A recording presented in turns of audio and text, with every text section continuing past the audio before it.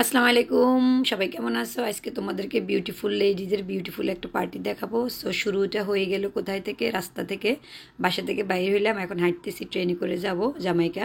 So আজকে আমার ট্রেনে যাওয়ার পালা, বাট শাড়ি টাড়ি পরে ট্রেনে একদম আমি কম বাইর হই। 3 পিস পরে বা রেগুলার জামা কাপড় পরে যাওয়াটা আর বেটার মনে হয়, শাড়ি না পরে ঠান্ডার দিনে। তারপরে কী করবো, যাইতে হয়েছে, কারণ আজকে ছেলেদের পার্টি না, আজকে শুধু মেয়েদের পার্টি। আবির আমার সাথে নাই, কারণ আবিরের নানুর সাথে ফার্স্ট টাইম আমাদেরকে ফালাই নিউ জার্সিতে গেছে, তো আবার চলে আসবে। তো আস্তে আস্তে চলে আসলাম। এটা তাজমহল জামাইকার মধ্যে 164 স্ট্রিটের মধ্যে, বাট এটার নাম এখন চেঞ্জ হয়েছে, এটাকে এখন সবাই আলাস্কা বলে। সো এখনও ওরা মানে সাইনবোর্ড চেঞ্জ করে নেই। সো বাইরের লুকটা দেখতে পাইতেছো, মার্শাল্লাহ অনেক সুন্দর। আজকে এবার কিন্তু ওরা বাইরেও ডিজাইন করছে, অ্যান্ড ভিতরে তো মাই গড মার্শাল্লাহ, মানে ওরা তিনটে স্টেজের মতো করছে। সো তিনোটা সাইডে কিন্তু তুমি পিকচার উঠেলে অনেক সুন্দর সুন্দর বিউটিফুল আসছে। তো এবারের ওয়ার্ক ওয়াজ ডিফারেন্স। আমি ওদের মেলার মধ্যে আমি আসছিলাম, বাট এরকম মানে ডিনার পার্টিতে আমি আর কখনো আসি নাই। সো ফার্স্ট টাইম আসলাম, ভাবলাম যে দেখি কেমন। সো মানে এক্সপিরিয়েন্স ফার্স্ট টাইম হিসেবে ওয়াজ বেস্ট। বাট যারা কন্টিনিউ আসে ওরা তো আরও বেশি মজা পায়। তা আমাদের সব ফ্রেন্ডেরা আসে না, সবাই আসলে আরও ভালো লাগতো। সো এটা হয়েছে ধরো সব আপুরা দাঁড়ায় দাঁড়ায় ওদের ওই যে টিকিট, এখানে কিন্তু টিকিটিং করা হয়েছিল। সো টিকিটগুলোর নাম্বারগুলো দিতেছে ওদেরকে, মেক শিওর আর কি যারা টিকিট নিচ্ছে ওরাই আসছে। কারণ নাহলে তো যদি ফ্রি পার্টি হইতো তাহলে তো হাঁটারও কোনো উপায় ছিল না। কারণ এটা মেয়েদের জন্য একটা মানে অর্গানাইজ করছে আমাদের দুই বান্ধবী, নাদিয়া আর সিলভি। সো খুবই সুন্দর, যে শুধু আসে না অনেক সময়, সবসময় আমরা ফ্যামিলিরা টুগেদার যাই, বাট এটা ছিল শুধু মেয়েরা আসবে, সাথে বাচ্চা আসতে পারে, সমস্যা নেই, but no husband allowed.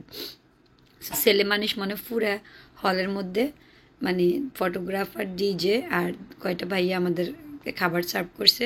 So মানে বেশি হলে 6-7 জন হবে এরকম আর কি। আর পরে আমাদের ঢোল বাজানোর জন্য একটা ভাইয়া আসছে।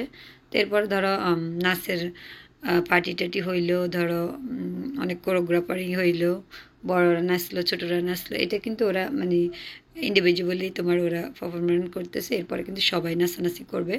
তো আমাদের মানে আছে না যে অনেক সময় সবাই একসাথে থাকলে মানুষ অনেক কিছু ইচ্ছে করলেও করতে পারে না, বাট যখন তুমি একা একা থাকো তখন একটু বেশি করা যায়।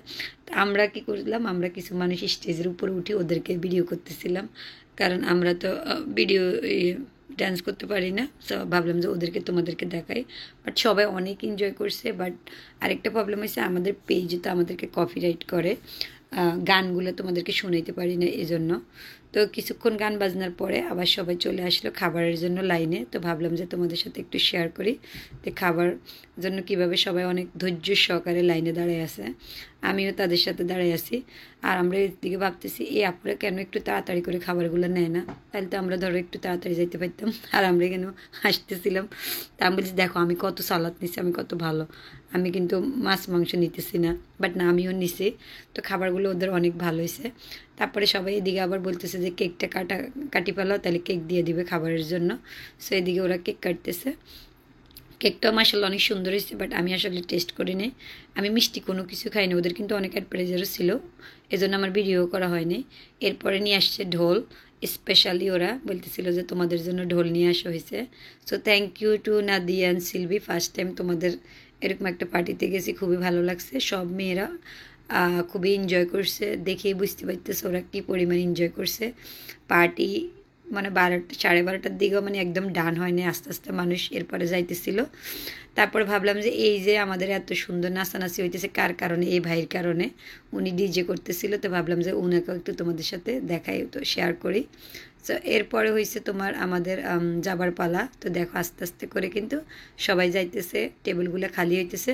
তো সিলভির সাথে আমি আসার সময় একটু ভিডিও করলাম। তো সবাই ভালো থাকবে, আল্লাহ হাফেজ।